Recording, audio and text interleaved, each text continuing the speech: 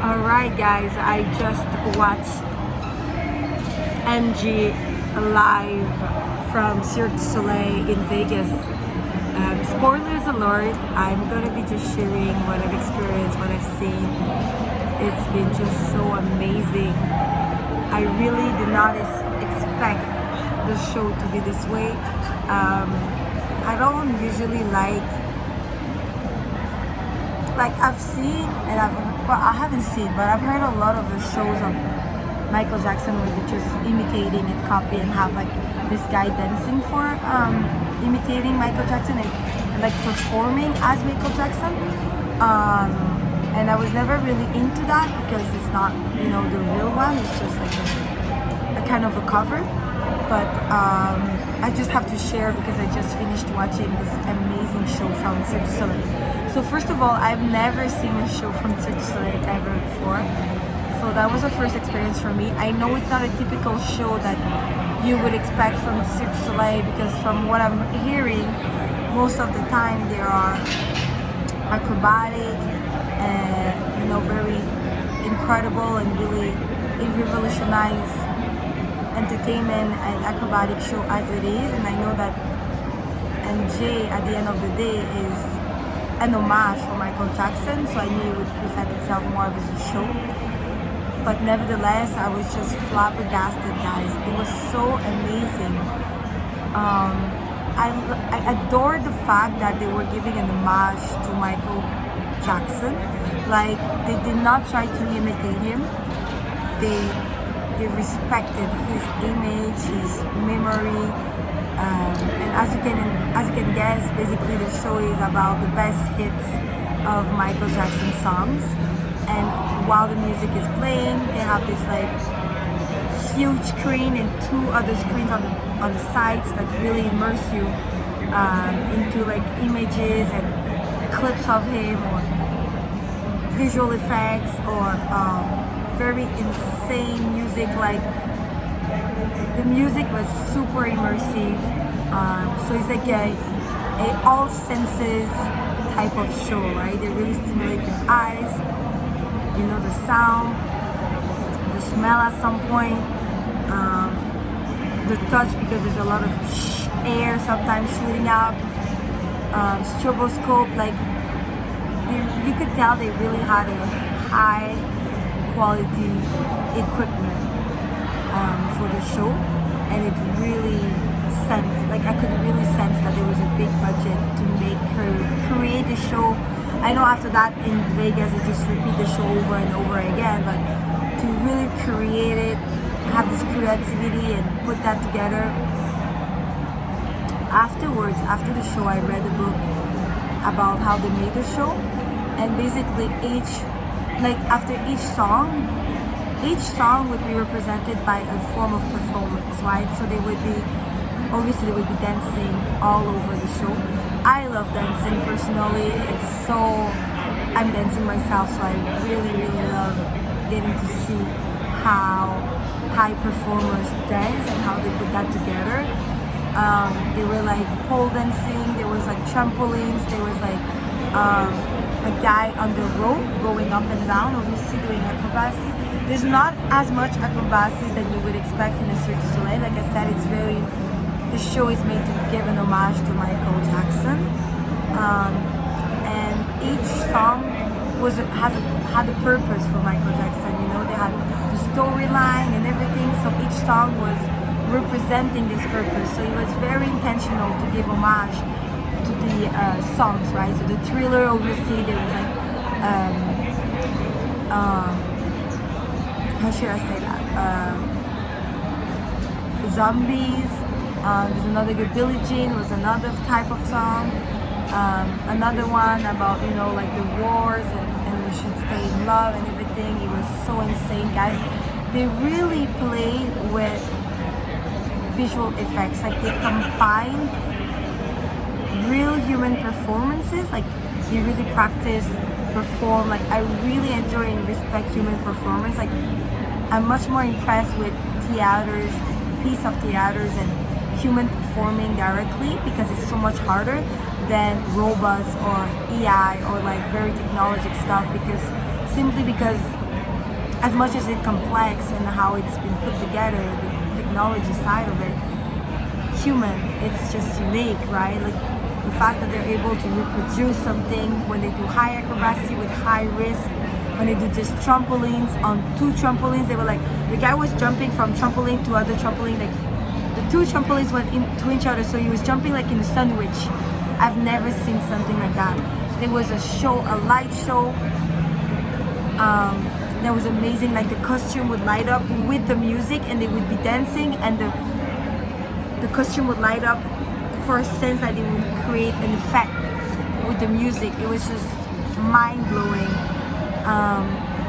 Another one about the world. What's the song about the world war that they don't care about us? Oh yeah, the song They Don't Care About Us.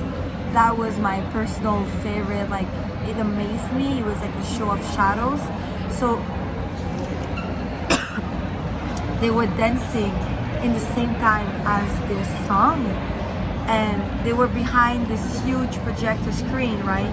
And behind it they made shadows place, so they had different shape and different grandeur, a size and shape of humans dancing, because that's what that's the song, that's what the song was about, right? The big and tall, small, any colors were all the same or all one, and they like playfully played like a prison in it or not, and it was just, you had to practice too much, because as they're playing in the same time as the song, they are making the shapes, and they shape themselves to be a tree, to do animals, to be like devouring humans, to like pretend and everything.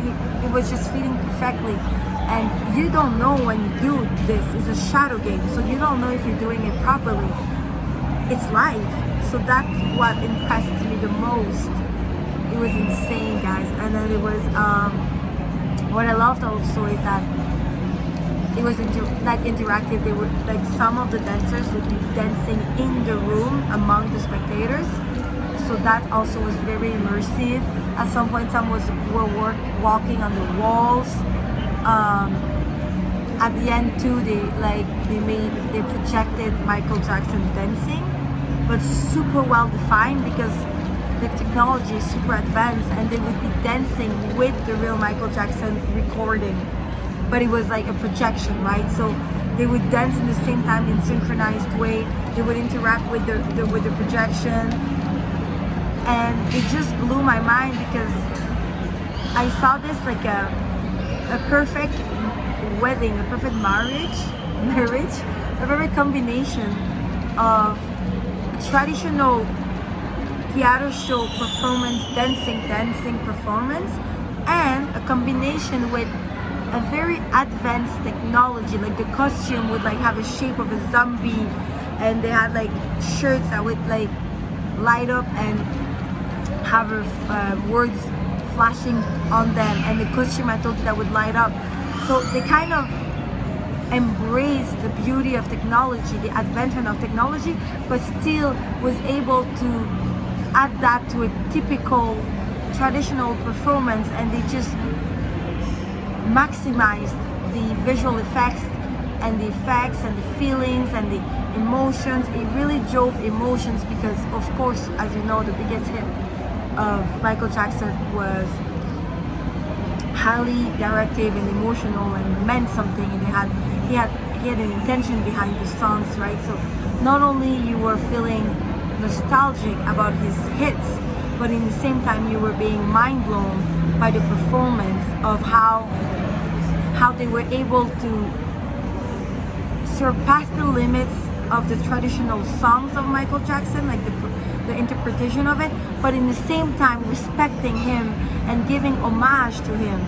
You know, they were putting like pictures and souvenirs of him when he was young, and then at some point they were showing a clip of him when he was a kid singing, and then you just like have this mix of nostalgia and in the same time amazement. Like they really, the creativity director really found this beautiful balance, I find, between respecting and giving homage to the real MJ, but in the same time embracing the new technology area of today and the jumps, and then there was so many things at some point in the beginning. You're like blow mind. There's a lot of things happening at the same time, so you have to kind of find your rhythm and just accept what you can actually see. But it's meant this way, you know. They really want to keep your eyes going while they're just cleaning up behind, and that's the beauty of theater and performance.